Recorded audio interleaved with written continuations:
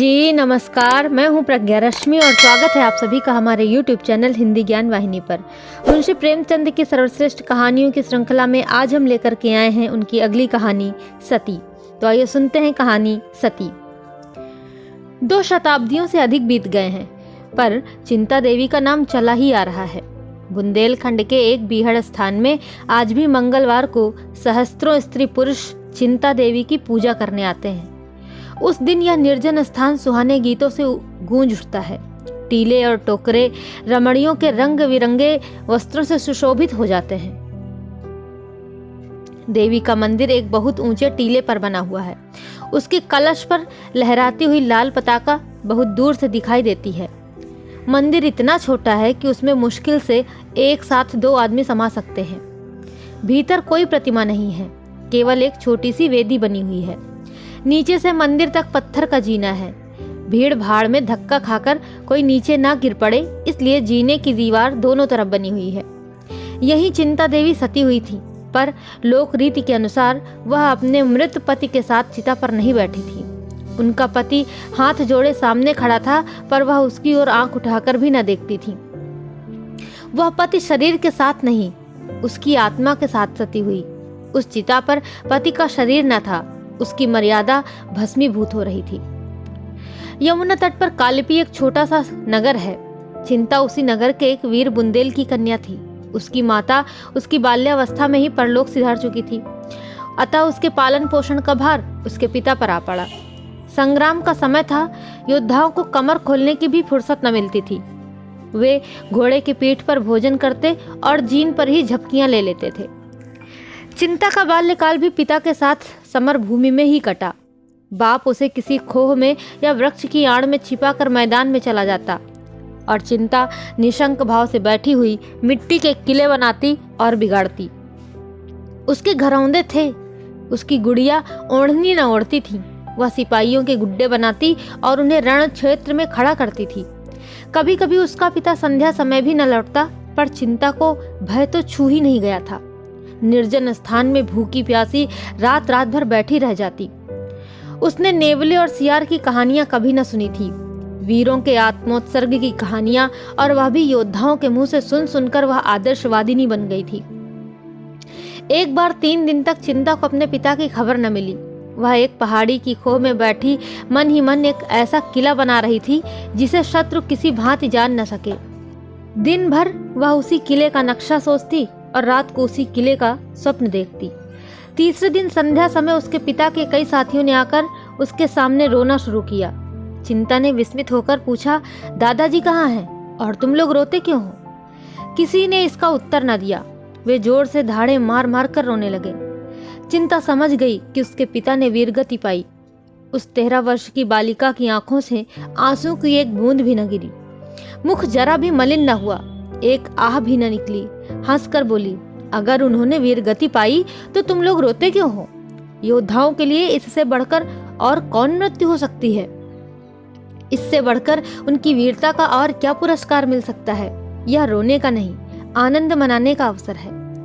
एक सिपाही ने चिंतित स्वर में कहा, हमें तुम्हारी चिंता है, अब तुम कहाँ रहोगी? चिंता ने गंभीरता से कहा, तुम इसकी चिंता न करो दादा, मैं अपने बाप की बेटी हूँ। जो कुछ उन्होंने किया वही मैं भी करूंगी। अपनी मातृभूमि को शत्रुओं के पंजे से छुड़ाने में उन्होंने प्राण दे दिए। मेरे सामने भी वही आदर्श है। जाकर अपने आदमियों को संभालिए और मेरे लिए एक घोड़ा और हथियारों का प्रबंध कर दीजिए। ईश्वर ने चाहा तो आप लोग मुझे किसी से पीछे ना पाएंगे, लेकिन यदि मुझे पीछे हटते देखना तो तलवार के एक हाथ से इस जीवन का अंत कर देना। यही मेरी आपसे विनय है। जाइए, अब और विलंब न कीजिए। सिपाहियों को चिंता के ये वीर वचन सुनकर कुछ भी आश्चर्य नहीं हुआ। हाँ, उन्हें यह संदेह अवश्य हुआ कि क्या कोमल बालिका अपने संकल्प पर दृढ़ रह सकेगी। धीरे धीरे 5 वर्ष बीत गए। समस्त प्रांत में चिंता देवी की धाक बैठ गई। शत्रुओं के कदम उखड़ गए। वह विजय की सजीव मूर्ति थी। उसे तीरों और गोलियों के सामने निशंक खड़े देखकर सिपाहियों को उत्तेजना मिलती रहती थी। उसके सामने वे कैसे कदम पीछे हटाते। कोमलांगी युवती आगे बढ़े तो कौन पुरुष पीछे हटेगा। सुंदरियों के सम्मुख योद्धाओं की वीरता अजेय हो ही जाती है। रमणी के वचन बाड़े योद्धाओं के लिए आत्मसमर्पण के गुप्त संदेश हैं। उसकी एक चितवन कायरों में भी पुरुषत्व प्रवाहित कर देती है। चिंता की छवि कीर्ति ने मनचले सुरमाओं को चारों ओर से खींच खींच कर उसकी सेना को सजा दिया। जान पर खिलने वाले भंवरे चारों ओर से आकर इस फूल पर मंडराने लगे। इन्हीं योद्धाओं में रत्न सिंह नाम का एक युवक राजपूत भी था। यूं तो चिंता के सैनिकों में सभी तलवार के धनी थे, पर बात पर जान देने वाले, उसके इशारे पर आग में कूदने वाले, उसकी आज्ञा पाकर एक बार आकाश के तारे तोड़ लाने को भी चल पड़ते। किंतु रत्न सिंह सबसे बढ़ा हुआ था। चिंता भी हृदय में उससे प्रेम करती थी। रत्न सिंह अन्य वीरों की भांति अक्खड़, मुंहफट या घमंडी न था। और लोग अपनी अपनी कीर्ति को खूब बढ़ा बढ़ा कर बयान करते। आत्म प्रशंसा करते हुए उनकी जबान न रुकती थी। वे जो कुछ करते चिंता को दिखाने के लिए। उनका ध्येय अपना कर्तव्य न था, चिंता थी। लेकिन रत्न सिंह जो कुछ करता शांत भाव से। अपनी प्रशंसा करना तो दूर रहा, वह चाहे कोई शेर ही क्यों न माराए उसकी चर्चा तक न करता। उसकी विनयशीलता और नम्रता संकोच की सीमा से भिड़ गई थी। औरों के प्रेम में विलास था, पर रत्न सिंह के प्रेम में त्याग और तप। और लोग मीठी नींद सोते थे, पर रत्न सिंह तारे गिन गिन कर रात काटता था। और सब अपने दिल में समझते थे कि चिंता मेरी होगी। केवल रत्न सिंह को निराश था और इसलिए उसे किसी से ना द्वेष था न राग। औरों को चिंता के सामने चहकते देखकर उसे उनकी वाक्पटुता पर आश्चर्य होता। प्रतिक्षण उसका निराशा अंधकार और भी घना हो जाता था। कभी कभी वह अपने बोधेपन पर झुंझला उठता। क्यों ईश्वर ने उसे उन गुणों से वंचित रखा जो रमणियों के चित्त को मोहित करते हैं। उसे भला कौन पूछेगा, उसकी मनोव्यथा को कौन जानता है। पर वह मन में झुंझला कर रह जाता था, क्योंकि दिखावे की उसकी सामर्थ्य ही न थी। आधी से अधिक रात बीत चुकी थी। चिंता अपने खेमे में विश्राम कर रही थी। सैनिक गढ़ भी कड़ी मंजिल मारने के बाद कुछ खा पीकर गाफिल पड़े हुए थे। आगे एक घना जंगल था। जंगल के उस पार शत्रुओं का एक दल डेरा डाले पड़ा था। चिंता उसके आने की खबर पाकर भाग भाग चली आ रही थी। उसने प्रातःकाल शत्रुओं पर धावा करने का निश्चय कर लिया था। उसे विश्वास था कि शत्रुओं को मेरे आने की खबर न होगी, किंतु यह उसका भ्रम था। उसी की सेना का एक आदमी शत्रुओं से मिला हुआ था। यहाँ की खबरें वहां नित्य पहुंचती रहती थी। उन्होंने चिंता से निश्चिंत होने के लिए एक षड्यंत्र रच रखा था। उसकी गुप्त हत्या करने के लिए 3 साहसी सिपाहियों को नियुक्त कर दिया था। वे तीनों हिंसक पशुओं की भांति दबे पांव जंगल को पार करके आए और वृक्षों की आड़ में खड़े होकर सोचने लगे कि चिंता का खेमा कौन सा है। सारी सेना बेखबर सो रही थी।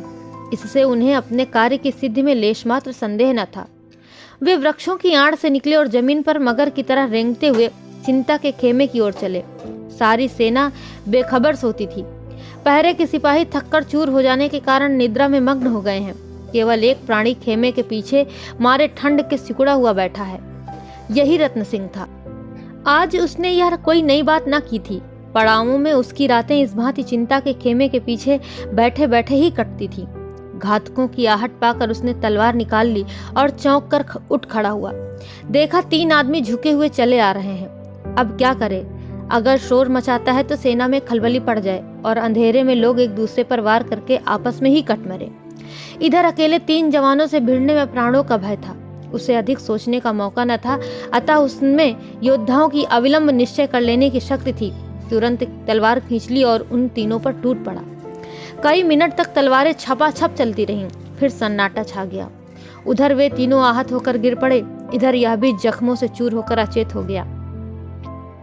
प्रातःकाल चिंता उठी तो चारों जवानों को भूमि पर पड़े पाया। उसका कलेजा धक से हो गया। समीप जाकर देखा, तीनों आक्रमणकारियों के प्राण निकल चुके थे, पर रत्न सिंह की सांसें चल रही थीं। सारी घटना समझ में आ गई। नारित्व ने वीरत्व पर विजय पाई।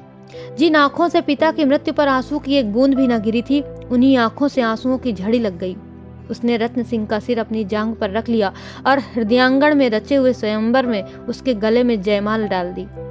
महीने भर न रत्न सिंह की आंखें खुली और न चिंता की आंखें बंद हुई। चिंता उसके पास से एक क्षण के लिए भी कहीं न जाती। न अपने इलाके की परवाह थी, न शत्रुओं के बढ़ते चले आने की फिक्र। रत्न सिंह पर वह अपनी सारी विभूतियों का बलिदान कर चुकी थी। पूरा महीना बीत जाने के बाद रत्न सिंह की आंखें खुली। देखा चारपाई पड़ी हुई है और चिंता सामने पंखा लिए खड़ी है। क्षीण स्वर में बोला, चिंता पंखा मुझे दे दो। तुम्हें कष्ट हो रहा है। चिंता का हृदय इस समय स्वर्ग के अखंड अपार सुख का अनुभव कर रहा था। 1 महीना पहले जिस जीर्ण शरीर के सिरहाने बैठी हुई वह नैराश्य से रोया करती थी, आज उसे बोलते देखकर उसके आह्लाद का पारावार न था। उसने स्नेह मधुर स्वर में कहा, प्राणनाथ, यदि यह कष्ट है तो सुख क्या है मैं नहीं जानती। प्राणनाथ, इस संबोधन में विलक्षण मंत्र की सी शक्ति थी। रत्न सिंह की आंखें चमक उठी, जीर्ण मुद्रा प्रदीप्त हो गई, नसों में एक नए जीवन का संचार हो उठा और वह जीवन कितना स्फूर्तिमय था, उसमें कितना उत्साह, कितना माधुर्य और कितना उल्लास तथा कितनी करुणा थी। रत्न सिंह के अंग अंग फड़कने लगे, उसे अपनी भुजाओं में अलौकिक पराक्रम का अनुभव होने लगा। ऐसा जान पड़ा मानो वह सारे संसार को सर कर सकता है, उड़कर आकाश पर पहुंच सकता है, पर्वतों को चीर सकता है। एक क्षण के लिए उसे ऐसी तृप्ति हुई मानो उसकी सारी अभिलाषाएं पूरी हो गई हैं और वह किसी से कुछ नहीं चाहता। शायद शिव को सामने खड़ा देखकर भी वह मुंह फेर लेगा, कोई वरदान न मांगेगा। उसे अब किसी रिद्धि की, किसी पदार्थ की इच्छा न थी। उसे गर्व हो रहा था मानो उससे अधिक सुखी, उससे अधिक भाग्यशाली पुरुष संसार में कोई और न होगा।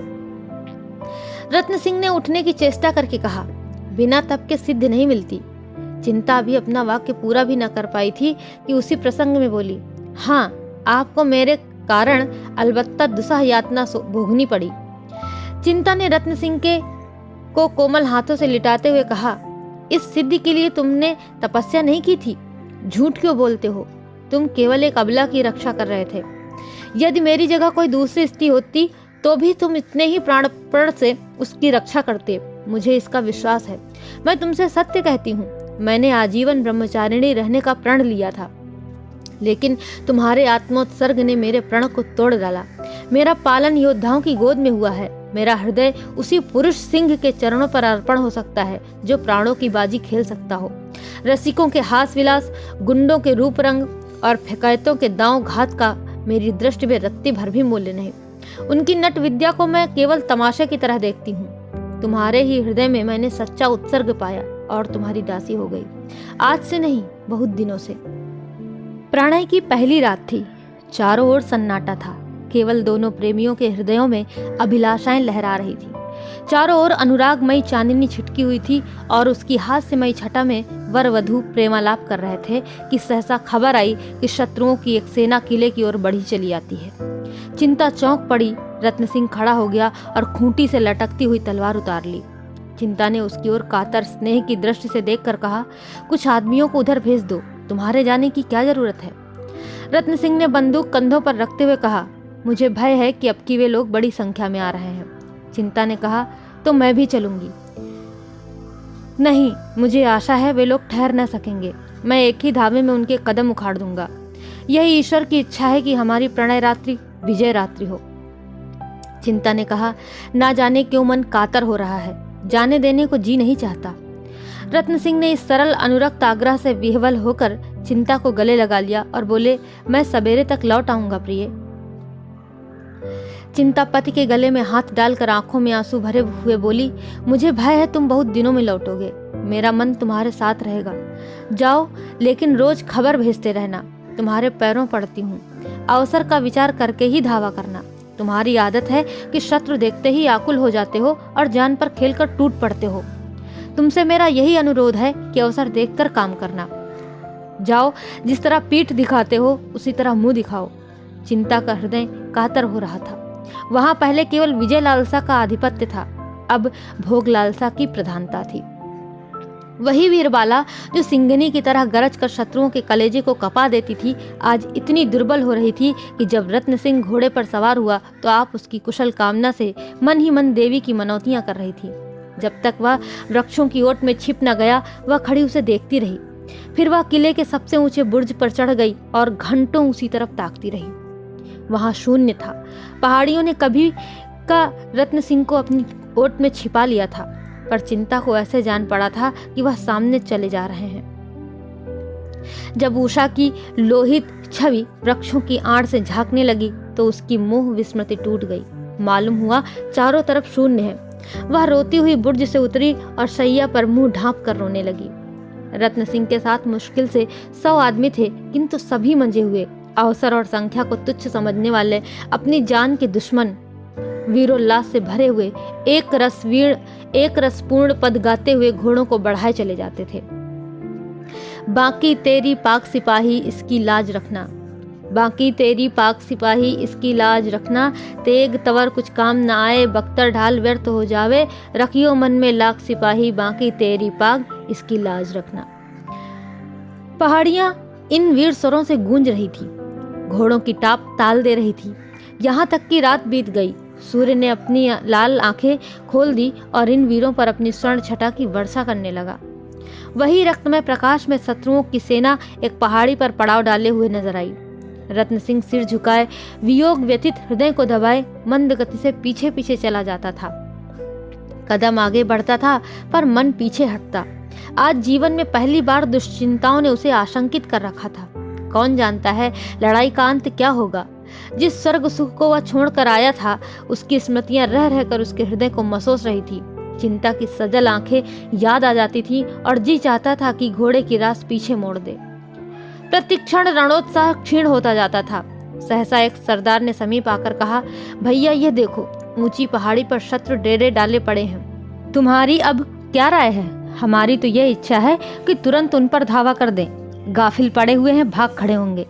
देर करने से वे भी संभल जाएंगे और तब मामला नाजुक हो जाएगा। 1000 से कम न होंगे। रत्न सिंह ने चिंतित नेत्रों से शत्रु दल की ओर देखकर कहा, हाँ मालूम तो ऐसा ही होता है। सिपाही ने पूछा, तो धावा कर दिया जाए ना? रत्न सिंह ने कहा, जैसी तुम्हारी इच्छा, संख्या अधिक है ये सोच लो। सिपाही ने कहा, इसकी परवाह नहीं, हम इससे बड़ी सेनाओं को परास्त कर चुके हैं। रत्न सिंह ने कहा, यह तो सच है, पर आग में कूदना ठीक नहीं। सिपाही ने कहा, भैया तुम क्या कहते हो? सिपाही का तो जीवन ही आग में कूदने के लिए है। तुम्हारे हुक्म की देर है, फिर हमारा जीवट देखना। रत्न सिंह ने कहा, अभी हम लोग बहुत थके हुए हैं, जरा विश्राम कर लेना अच्छा है। सिपाही ने कहा, नहीं भैया, उन सबों को हमारी आहट मिल गई तो गजब हो जाएगा। रत्न सिंह ने कहा, तो फिर धावा ही कर दो। एक क्षण में योद्धाओं ने घोड़ों की बांगें उठा दी और अस्त्र संभाले हुए शत्रु सेना पर लपके। किंतु पहाड़ी पर पहुंचते ही इन लोगों ने उसके विषय में जो अनुमान किया था वह मिथ्या था। वह सजग ही न थे, स्वयं किले पर धावा करने की तैयारियां भी कर रहे थे।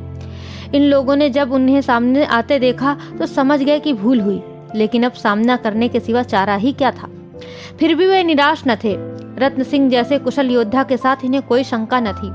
वह इससे भी कठिन अवसरों पर अपने रण कौशल से विजय लाभ करा चुका था। क्या वह आज अपना जौहर न दिखाएगा? सारी आंखें रत्न सिंह को खोज रही थी, पर उसका कहीं वहां पर अता पता न था। कहाँ चला गया ये कोई न जानता था, पर वह कहीं नहीं जा सकता। अपने साथियों को इस कठिन अवस्था में छोड़कर वह कहीं नहीं जा सकता, संभव नहीं।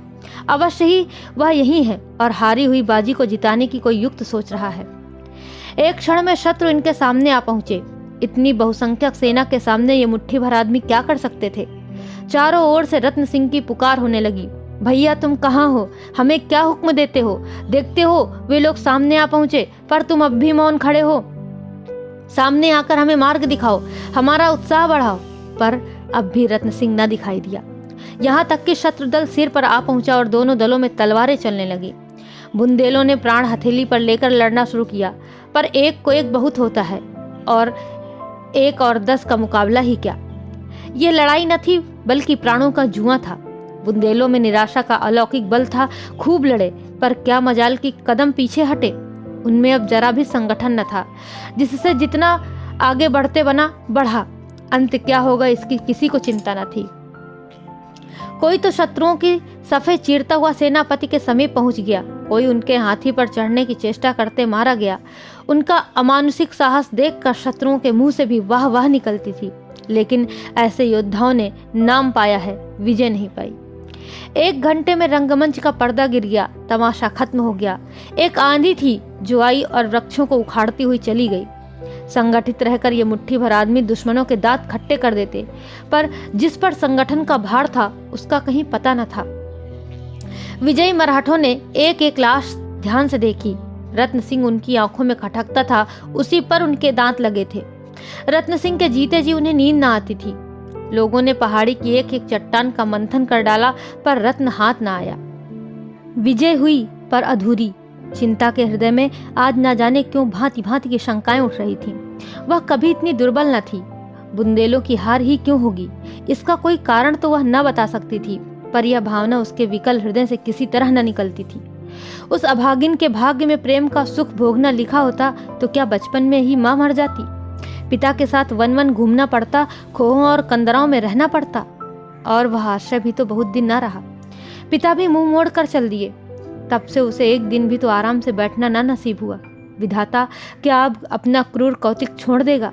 आह, उसके दुर्बल हृदय में इस समय एक विचित्र भावना उत्पन्न हुई। ईश्वर उसके प्रियतम को आज सकुशल लाए तो वह उसे लेकर किसी दूर के गांव में जा बसेगी, पतिदेव की सेवा और आराधना में जीवन सफल करेगी, इस संग्राम से सदा के लिए मुंह मोड़ लेगी। आज पहली बार नारित्व का भाव उसके मन में जागृत हुआ था। संध्या हो गई। सूर्य भगवान किसी हारे हुए सिपाही की भांति मस्तक झुकाते कोई आड़ खोज रहे थे। सहसा एक सिपाही नंगे सिर, पांव निरस्त्र उसके सामने आकर खड़ा हो गया। चिंता पर वज्रपात हो गया। एक क्षण तक मर्माहत सी बैठी रही, फिर उठकर घबराई हुई सैनिक के पास आई और आतुर स्वर में पूछा, कौन कौन बचा? सैनिक ने कहा, कोई नहीं, कोई नहीं, कोई नहीं। चिंता सिर पकड़कर भूमि पर बैठ गई। सैनिक ने फिर कहा, मराठे समीप आ पहुंचे, समीप आ पहुंचे। सिपाही ने कहा, बहुत समीप। चिंता ने कहा, तो तुरंत चिता तैयार करो, समय नहीं है। सिपाही ने कहा, हम लोग अभी तो सिर कटाने को हाजिर ही हैं। चिंता ने कहा, तुम्हारी जैसी इच्छा, मेरे कर्तव्य का तो यही अंत है। सिपाही ने कहा, किला बंद करके हम महीनों लड़ सकते हैं। चिंता ने कहा, तो जाकर लड़ो, मेरी लड़ाई अब किसी से नहीं। एक और अंधकार प्रकाश को पैरों तले कुचलता चला जाता था, दूसरी ओर विजयी मराठे लहराते हुए खेतों को और किले में चिता बन रही थी। ज्यों ही दीपक जले, चिता में भी आग लगी। सती चिंता 16 श्रृंगार किए अनुपम छवि दिखाती हुई प्रसन्न मुख अग्निमार्ग से पतिलोक की यात्रा करने जा रही थी। चिता के चारों ओर स्त्री और पुरुष जमा थे। शत्रुओं ने किले को घेर लिया है, इसकी किसी को फिक्र न थी। शोक और संतोष से सबके चेहरे उदास और सिर झुके हुए थे। अभी कल इसी आंगन में विवाह का मंडप सजाया गया था। जहां इस समय चिता सुलग रही है, वहीं कल हवन कुंड था। कल भी इसी भांति अग्नि की लपटें उठ रही थी, इसी भांति लोग जमा थे। पर आज और कल के दृश्यों में कितना अंतर है। हाँ, स्थूल नेत्रों के लिए अंतर हो सकता है, पर वास्तव में यह उसी यज्ञ की पूर्णाहुति है, उसी प्रतिज्ञा का पालन है। सहसा घोड़े की टापों की आवाजें सुनाई देने लगी। मालूम होता था कोई सिपाही घोड़े को सरपट भगाता चला आ रहा है। एक क्षण में टापों की आवाज बंद हो गई और एक सैनिक आंगन में दौड़ा हुआ आ पहुंचा। लोगों ने चकित होकर देखा, यह रत्न सिंह था। रत्न सिंह चिंता के पास जाकर हाँफता हुआ बोला, प्रिय, मैं तो अभी जीवित हूँ, ये तुमने क्या कर डाला? चिता में आग लग चुकी थी। चिंता की साड़ी से अग्नि की ज्वाला निकल रही थी। रत्न सिंह उन्मत्त की भांति चिता में घुस गया और चिंता का हाथ पकड़कर उठाने लगा। लोगों ने चारों ओर से लपक लपक कर चिता की लकड़ियां हटानी शुरू की, पर चिंता ने पति की ओर आंख उठाकर भी न देखा, केवल हाथों से उसे हट जाने का संकेत किया। रत्न सिंह सिर पीट कर बोला, हाय प्रिय, तुम्हें क्या हो गया है? मेरी ओर देखती क्यों नहीं? मैं तो जीवित हूँ। चिता से आवाज आई, तुम्हारा नाम रत्न सिंह है, पर तुम मेरे रत्न सिंह नहीं हो। तुम मेरी तरफ देखो तो मैं ही तुम्हारा दास, तुम्हारा उपासक, तुम्हारा पति हूँ। चिंता ने कहा, मेरे पति ने वीर गति पाई। रत्न सिंह ने कहा, हाय, मैं कैसे समझाऊं? अरे लोगों, किसी भांति अग्नि को शांत करो। मैं रत्न सिंह ही हूँ प्रिय, क्या तुम मुझे पहचानती नहीं हो? अग्निशिखा चिंता के मुख तक पहुंच गई। अग्नि में कमल खिल गया। चिंता स्पष्ट स्वर में बोली, खूब पहचानती हूँ, तुम मेरे रत्न सिंह नहीं। मेरा रत्न सिंह सच्चा शूर था। वह आत्मरक्षा के लिए, इस तुच्छ देह को बचाने के लिए अपने क्षत्रिय धर्म का परित्याग न कर सकता था। मैं जिस पुरुष के चरणों की दासी बनी थी, वह देवलोक में विराजमान है। रत्न सिंह को बदनाम मत करो। वह वीर राजपूत था, रण क्षेत्र से भागने वाला कायर नहीं।